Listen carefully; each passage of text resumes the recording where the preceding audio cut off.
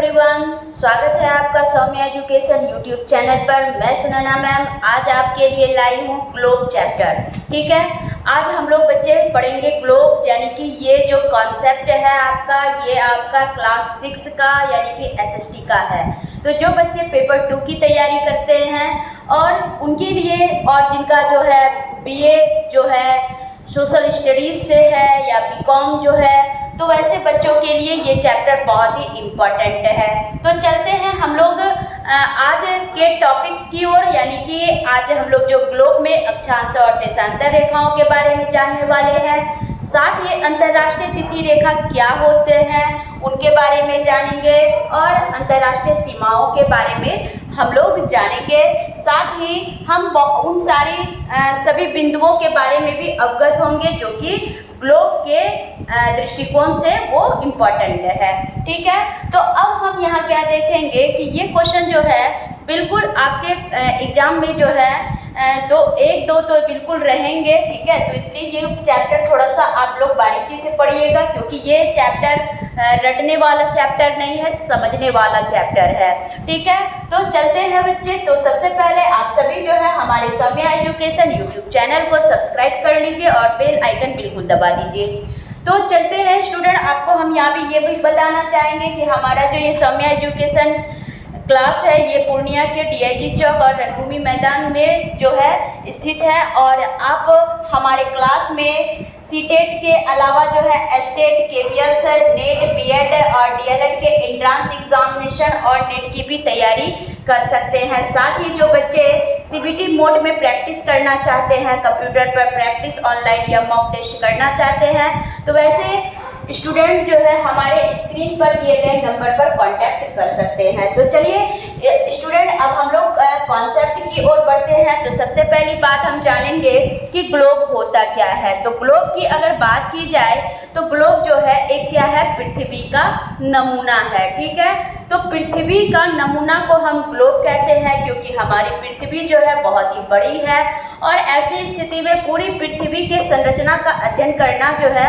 हमारे लिए बहुत मुश्किल होगा। तो ऐसे में हम क्या करते हैं, ग्लोब को एक नमूना मान करके हम पूरी पृथ्वी का स्टडी करते हैं। साथ ही हम जानते हैं कि हमारे पृथ्वी पर जो है कौन कौन से देश हैं, कौन कौन से महाद्वीप हैं, कौन कौन से महासागर हैं और उनके क्या आकार हैं। ये सारी चीज़ें आप ग्लोब के स्टडी करने से जो है आपको ये समझ में आ जाएगी। तो सबसे पहली बात आप जानते हैं कि आप सभी के घर में एक छोटा सा ग्लोब जरूर होगा। ये ग्लोब जो है कुछ जो है ऑफिस वगैरह में भी रहते हैं। तो ये जो हम ग्लोब की बात करते हैं तो आप देखे होंगे कि ग्लोब जो है 2 कील के मदद से जो है वो क्या होती है, टिकी हुई होती है और स्टैंड के सहारे जो है वो क्या होती है, यानी कि टिल्टेड करती है। ठीक है, तो यहाँ हम ये बताना चाहेंगे कि जिस सुई से ग्लोब जो है झुकी हुई अवस्था में होती है उसे हम क्या बोलते हैं, एक्सिस बोलते हैं। उसे हम क्या बोलते हैं, अक्ष बोलते हैं। ठीक है, यहाँ तक आप सभी समझ गए। तो अब ये अक्ष की बात आप समझ गए। अब यहाँ पर हम क्या देखेंगे, तो सबसे पहली बात ये देखिएगा कि जिस अक्ष के सहारे हमारा पृथ्वी का नमूना रूपी ग्लोब जो है टिका हुआ रहता है, वो वास्तविक रूप से क्या है, गोलाकार नहीं है, बल्कि वो जो है नारंगी के तरह क्या है, चपटा है। ग्लोब के संरचनाओं का अध्ययन करना क्या कहलाता है, जियोइड कहलाता है। क्या कहलाता है, जियोइड कहलाता है, याद रखिएगा।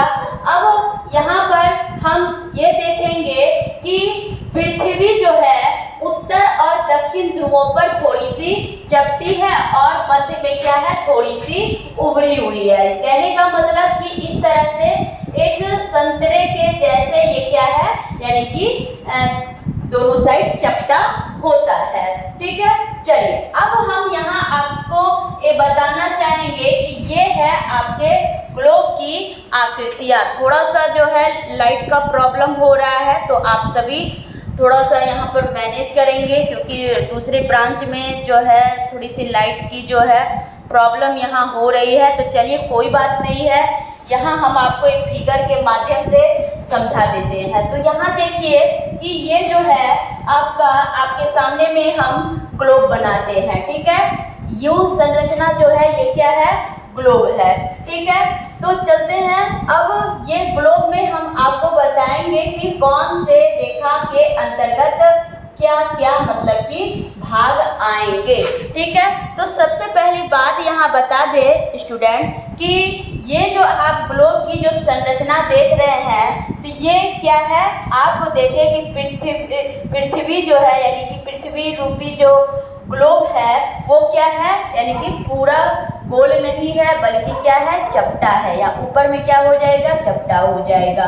साथ ही क्या देखेंगे कि पृथ्वी के बीचों बीच खींची गई जो काल्पनिक रेखा है, जो कि क्या है, पश्चिम से पूरब की ओर खींची हुई होती है, उसे हम क्या बोलते हैं, उसे हम बोलते हैं विषुवत रेखा यानी कि इक्वेटर लाइन, ठीक है। विषुवत रेखा बोलते हैं, विषुवत रेखा बोलिए, या फिर आप भूमध्य रेखा बोल सकते हैं, या फिर आप 0 डिग्री रेखा भी कह सकते हैं, 0 डिग्री रेखा भी कह सकते हैं, ठीक है। चलिए, तो उसके बाद जिस तरह, तो हम क्या बोलेंगे, अगर विषुवत रेखा के बारे में हमें डेफिनेशन देना पड़े तो हम क्या दे सकते हैं कि ग्लोब का वह मध्य भाग या मध्य में खींची गई काल्पनिक रेखा जो पश्चिम से पूर्व की ओर खींची जाती है, उस रेखा को ही हम क्या बोलते हैं, विषुवत रेखा बोलते हैं। उसके बाद बोलेंगे दक्षिण उत्तर से दक्षिण की ओर खींची गई रेखा को हम क्या बोलेंगे, इसको हम बोलेंगे याम्योत्तर रेखा या प्रधान रेखा, प्रधान मध्याह्न रेखा, या फिर हम अंतरराष्ट्रीय तिथि रेखा कह सकते हैं, ठीक है। तो अंतरराष्ट्रीय तिथि रेखा भी हम इसे कहते हैं, अंतरराष्ट्रीय तिथि रेखा। उसके बाद हमने बोला प्रधान मध्याह्न रेखा, प्रधान मध्याह्न रेखा, या इसको भी हम बोलते हैं 0 डिग्री रेखा बोलते हैं। तो यहाँ तक आप सभी समझ गए होंगे। तो अब यहाँ हम स्टूडेंट देखेंगे कि पश्चिम से पूर्व की ओर या उत्तरी ध्रुव से दक्षिणी ध्रुव की ओर विषुवत रेखा के समांतर, विषुवत रेखा के समांतर खींची गई रेखा को हम क्या बोलते हैं, अक्षांश रेखा बोलते हैं। क्या बोलेंगे, अक्षांश रेखा बोलेंगे, अक्षांश रेखा बोलेंगे, ठीक है। उसके बाद क्या बोलेंगे कि प्रधान मध्याह्न रेखा के समांतर खींची गई रेखा, अक्षांश प्रधान मध्याह्न रेखा के समांतर खींची गई रेखा को हम देशांतर रेखा कहेंगे। क्या कहेंगे, देशांतर रेखा कहेंगे, ठीक है। चलिए, अब यहाँ पर क्या देखेंगे कि अब है कि विषुवत रेखा के उत्तर दिशा की ओर खींची गए आधे गोलार्ध को हम उत्तरी गोलार्ध कहते हैं, ठीक है। उत्तर दिशा की ओर है तो इसको हम क्या बोलेंगे, उत्तरी गोलार्ध बोलेंगे, उत्तरी गोलार्ध बोलेंगे बच्चा, ठीक है। चलिए, तो गोले के आधे भाग को हम क्या बोलते हैं, गोलार्ध बोलते हैं। उसके बाद हम बोलेंगे विषुवत रेखा के दक्षिण दिशा की ओर खींचे गए आधे गोले को हम दक्षिणी गोलार्ध कहेंगे। क्या कहेंगे हम, दक्षिणी गोलार्ध कहेंगे। यहाँ तक कोई प्रॉब्लम नहीं होनी चाहिए, ठीक है। चलिए, अब यहाँ पर क्या देखेंगे कि जब सूर्य की किरणें विषुवत रेखा पर पड़ेगी तो यहाँ पर गर्मी जो है वो बहुत ही क्या हो रहेगी, तेज रहेगी। तो इसके आसपास के जो इलाके होंगे यानी कि वो क्या होगा, चाहे वो उत्तरी गोलार्ध में हो या फिर दक्षिणी गोलार्ध में हो, ये काफी क्या रहेगा, गर्म रहेगा।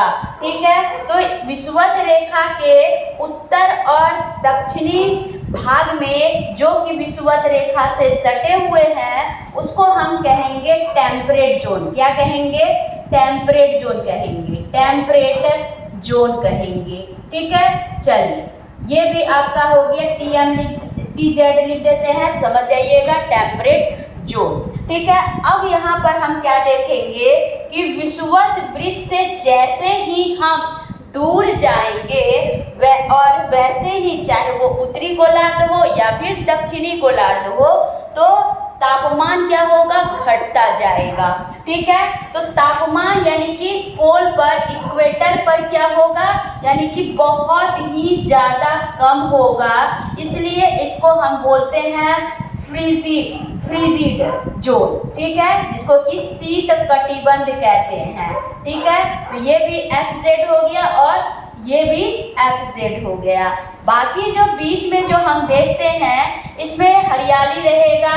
ठीक है, क्या रहेगा, हरियाली रहेगा, यानी कि मौसम जो है वो क्या होगा, यानी कि समान रहेगा, यानी कि यहाँ पर क्या है, जीवन संभव है।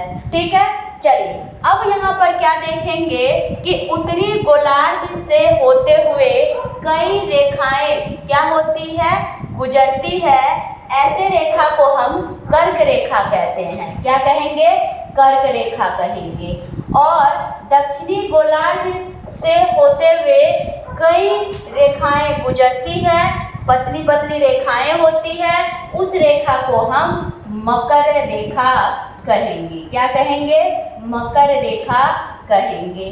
कर्क रेखा जो है वो 8 राज्यों से होकर गुजरती है, यानी कि 8 राज्य आपको ट्रिक बता देते हैं, जिसको कि हम कहते हैं मित्र पर गमछा झाड़। ठीक है, यानी कि मी से मिजोरम, त्र से त्रिपुरा, ठीक है, ग से गुजरात, म से महाराष्ट्र, उसके बाद झ से छत्तीसगढ़, उसके बाद झा से झारखंड और रा से राजस्थान। तो इन 8 राज्यों से होते हुए क्या होगा, कर्क रेखा गुजरेगी। तो ये सारे ये अंतरराष्ट्रीय सीमा क्षेत्र हैं। ठीक है, तो इनको याद रखिएगा, ये बहुत ही इम्पोर्टेंट है। अब आगे बात करते हैं कि ग्लोब पर 2 बिंदु जिनसे होकर सुई गुजरती है उसको हम उत्तर और दक्षिण ध्रुव कहते हैं। और काल्पनिक रेखा जो ग्लोब को 2 बराबर भागों में बांटती है उसे हम विषुवत वृत्त कहते हैं। ये सारी चर्चा तो हम कर चुके। उसके बाद है इस रेखा में यानी विषुवत वृत्त के दोनों भाग, आधे भाग को हम उत्तर दिशा की ओर आधे भाग होंगे तो उसको हम उत्तरी गोलार्ध, और दक्षिण दिशा की ओर आधे भाग को हम दक्षिणी गोलार्ध के नाम से जानेंगे। चलिए अब हम लोग अगले कॉन्सेप्ट को देखते हैं। नेक्स्ट जो है कि अक्षांश रेखा। अभी जैसा कि आपको हमने फिगर में बताया कि विषुवत वृत्त से हम जैसे ही उत्तरी ध्रुव तक या दक्षिणी ध्रुव तक समान वृत्तों को हम क्या बोलते हैं, अक्षांश रेखा कहते हैं, या विषुवत वृत्त या शून्य अंश के नाम से जानते हैं। ठीक है, विषुवत वृत्त के उत्तर के सभी समांतर रेखाओं को हम उत्तरी अक्षांश और विषुवत वृत्त के दक्षिण दिशा में स्थित भाग को हम क्या बोलेंगे, या स्थित सभी समांतर रेखा को हम दक्षिणी अक्षांश कहेंगे। ठीक है, यहाँ तक आप सभी समझ गए।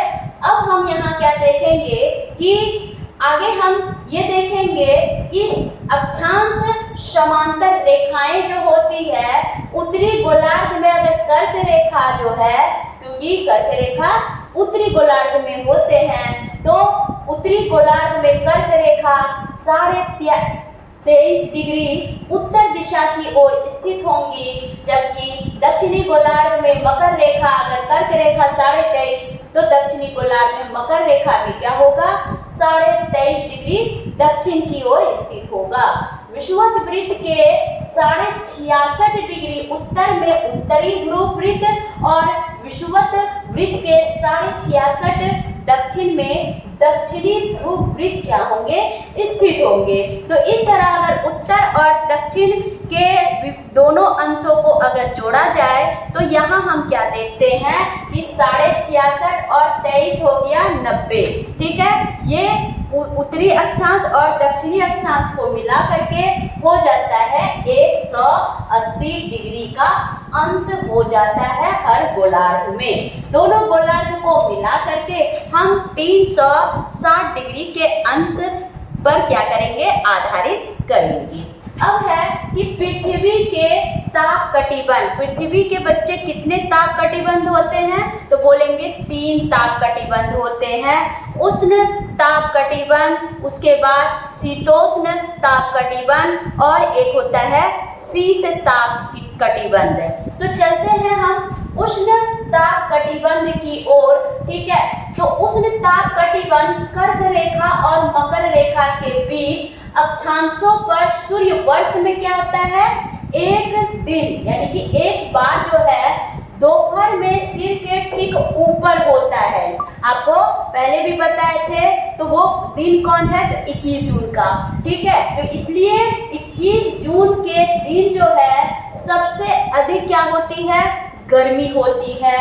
और इसलिए इस क्षेत्र को, इस जोन को हम क्या बोलते हैं, उष्ण ताप कटिबंध के नाम से जानते हैं।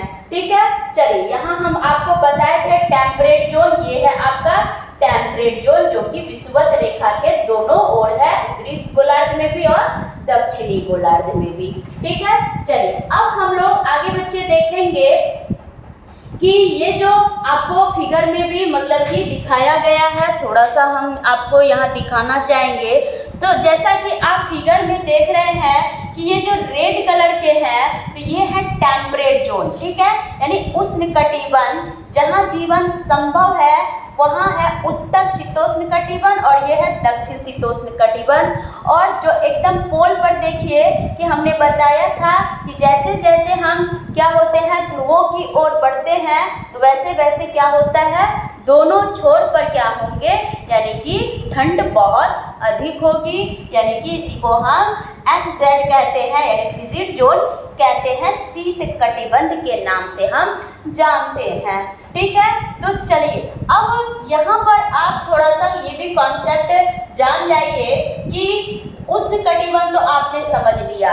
अब है शीतोष्ण कटिबंध क्या होता है, इसके बारे में। उत्तरी गोलार्ध में कर्क रेखा, यहाँ उत्तरी गोलार्ध में कर्क रेखा और जो है उत्तरी ध्रुव वृत्त तथा दक्षिणी ध्रुव वृत्त, गोलार्ध में मकर रेखा और दक्षिणी ध्रुव वृत्त के बीच वाले क्षेत्र को, ठीक है, ये वाला क्षेत्र, बीच वाले क्षेत्र को हम क्या कहते हैं, तो यानी कि यहाँ पर जो टेम्परेचर होता है मीडियम होता है, यहाँ पर क्या किया जा सकता है, सरवाइव किया जा सकता है। तो इसलिए इसको हम क्या बोलते हैं, इसको शीतोष्ण कटिबंध के नाम से हम जानते हैं। ठीक है, चलिए अब आपको हम बताना चाहेंगे शीत कटिबंध के बारे में। तो शीत कटिबंध उत्तरी गोलार्ध में उत्तरी ध्रुव, दक्षिणी गोलार्ध में दक्षिणी ध्रुव के बीच के क्षेत्र बहुत ही ठंड होते हैं। आपको बताए थे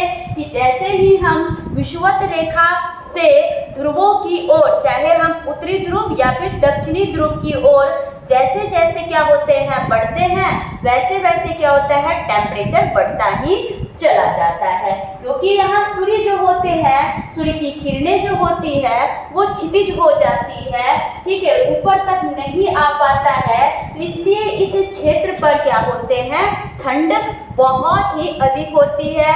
तो कहिए कि यहाँ पर हमेशा बर्फ ही बर्फ क्या होता है, जमे हुए होते हैं। ठीक है, इतने बर्फ मतलब कि जमे होते हैं कि यहाँ पर थोड़ा सा जीवन जो है आसान बनाना जो है असंभव है भाई, बहुत ही कष्ट है, बहुत ही दिक्कत है। चलिए अब बात करेंगे बच्चे हम लोग देशांतर रेखा की। तो देशांतर रेखा के बारे में जानिए कि देशांतर रेखा के बारे में बताए थे हम आपको कि उत्तरी ध्रुव से दक्षिणी ध्रुव को मिलाने वाली रेखा को हम क्या बोलेंगे, मिलाने वाली काल्पनिक रेखा बोलेंगे, उसे हम देशांतर रेखा कहते हैं। देशांतर को अंशों में मापा जाता है। ठीक है, जिस तरह हम लोग अक्षांश को अंश में माप रहे थे, उसी तरह हम देशांतर को भी अंशों में माप सकते हैं। प्रत्येक अंश को मिनट में और मिनट को सेकंड में हम क्या कर सकते हैं, बांट सकते हैं, विभाजित कर सकते हैं।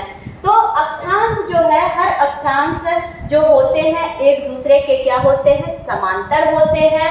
ठीक है, क्योंकि इनकी जो लंबाई होती है ये याम्योत्तर रेखा या देशांतरीय याम्योत्तर के क्या होते हैं, समान होते हैं। तो इसलिए देशांतर वृत्त जो होते हैं वो 360 डिग्री का होता है। अब बात करते हैं याम्योत्तर की।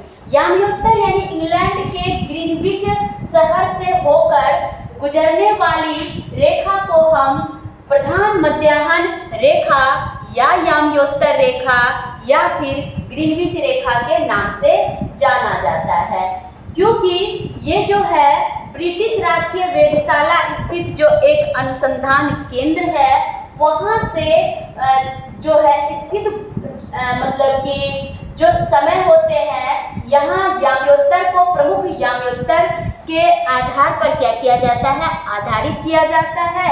तो इसलिए इसे हम क्या कहेंगे, प्रमुख याम्योत्तर के नाम से जानेंगे, जिसको कि हम प्राइम मेरिडियन कहते हैं। ठीक है, चलिए अगला कॉन्सेप्ट क्या देखेंगे कि प्रत्येक जो मतलब कि देशांतर रेखाएं हैं, ठीक है, तो ये देशांतर रेखा जो है ये 0 डिग्री तथा यहाँ हम पृथ्वी को 2 समान भागों में बांटते हैं। तो 2 समान भागों में यानी कि पश्चिमी गोलार्ध और पूर्वी गोलार्ध में। तो ये पश्चिमी गोलार्ध और पूर्वी गोलार्ध जो अगर देशांतर के आधार पर हम बांटते हैं तो प्रत्येक देशांतर में गोलार्ध जो होते हैं, पूर्वी गोलार्ध भी 180 डिग्री का और पश्चिमी गोलार्ध भी 180 डिग्री का होता है। तो जो प्रधान मध्याह्न रेखा है ये विभिन्न देशों से होकर के गुजरती है और समय का ये क्या करती है, निर्धारण करती है। ठीक है, चलिए तो 180 डिग्री अक्षांश पर स्थित अंतरराष्ट्रीय तिथि रेखा भी इसे कहते हैं। तो हम क्या बोलेंगे कि देशांतर रेखा जो होते हैं एक ऐसी काल्पनिक रेखा है जहां एक दिन से तारीख क्या हो जाती है, बदल जाती है। कहने का तात्पर्य है कि देशांतर रेखा समय और तारीख का निर्धारण करती है, जबकि अक्षांश रेखा जो है वो क्या करती है, मौसम और जलवायु का निर्धारण करती है। ठीक है, तो इसलिए पूर्वी देश पश्चिम देश से एक दिन या कुछ घंटे क्या होते हैं, हमेशा आगे चलते हैं। अब हम जानेंगे मानक समय और स्थानीय समय क्या होता है। तो समय को मापने का सबसे अच्छा जो साधन होता था पहले जमाने में, तो लोग पहले पृथ्वी के विभिन्न दिशाओं के आधार पर, चंद्रमा की गति के आधार पर, ग्रहों की गति के आधार पर और पृथ्वी के गति के आधार पर करते थे। ठीक है, सूर्योदय और सूर्यास्त की अगर बात की जाए तो लोग क्या करते थे, यानी कि इनका हिसाब किताब जो है वो किस आधार पर करते थे, तो यानी कि इन सारे जितने भी आप देख रहे हैं पृथ्वी, सूर्य या ग्रह, ये सारे उन्हीं गतियों पर क्या कर रहे हैं, आधारित रहकर करते हैं।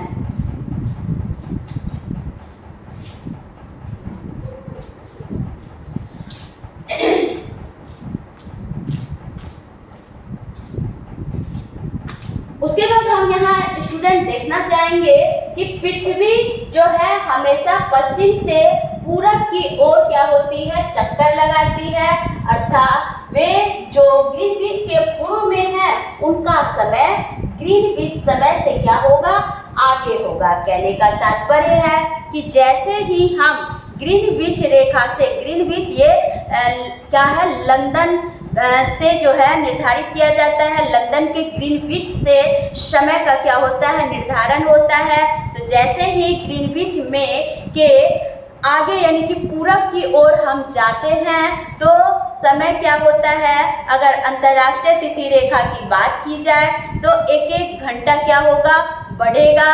और भारतीय समय रेखा के आधार पर अगर किया जाए तो हम क्या देखेंगे कि ये जो रेखा है यानी कि 5.5 घंटा जो है वो क्या होगा, बढ़ेगा। तो याद रखिएगा कि अंतर्राष्ट्रीय स्तर पर पूरब की ओर जाएंगे तो 1 घंटा बढ़ेगा और पश्चिम की ओर जाएंगे तो 1 घंटा घटेगा।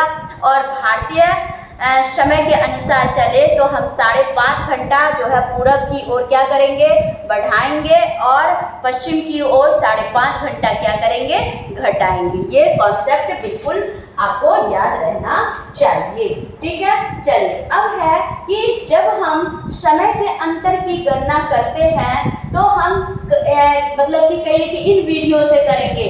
हम सभी जानते हैं कि पृथ्वी लगभग 24 घंटे में अपने अक्ष पर 360 डिग्री घूम जाती है, अर्थात वह एक घंटे में 15 डिग्री, ठीक है, 1 घंटे में 15 डिग्री घूमती है और 4 मिनट में 4 डिग्री घूमती है। तो अगर 15 को 4 से अगर हम मल्टीप्लाई करते हैं तो 15 चौके क्या हो जाता है, 60 मिनट यानी कि 1 घंटा।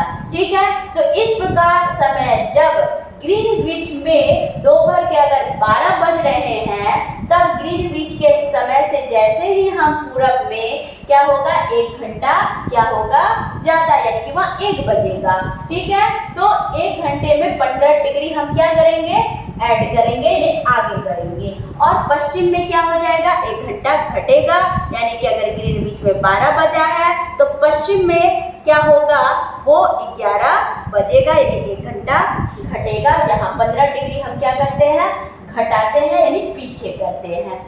अब है कि भारत का मानक समय क्या होगा। तो भारत में हम 82.5 डिग्री पूरब को मानक याम्योत्तर माना गया है, याद रखिएगा।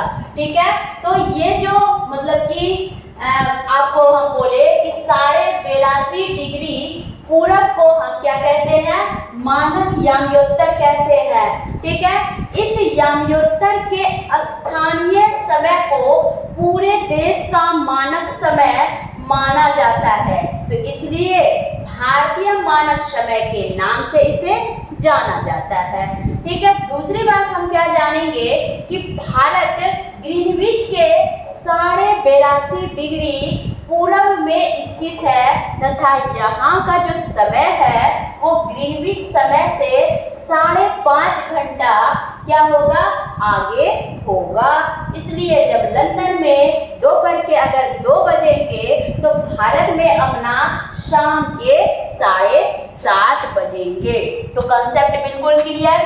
ठीक है, चलिए अब यहाँ पर हम क्या देखेंगे कि पृथ्वी को एक घंटे वाले 24 समय क्षेत्रों में बांटा गया है, क्योंकि पृथ्वी पर पूरे क्या होते हैं, 24, एक दिन में 24 घंटे होते हैं। तो इस प्रकार प्रत्येक समय क्षेत्र में अगर 15 डिग्री देशांतर तक क्षेत्र को अगर घेरता है तो अगर हम पीछे पश्चिम में 12 मानक समय पश्चिम में हो गया और 12 मानक समय पूरब की ओर हो गया। ठीक है, तो यानी कि वहां हम क्या करेंगे, 12 गुना 15 अगर कर देंगे तो 180 डिग्री पश्चिम और 180 डिग्री क्या हो जाएगा, पूरब की ओर हो जाएगा।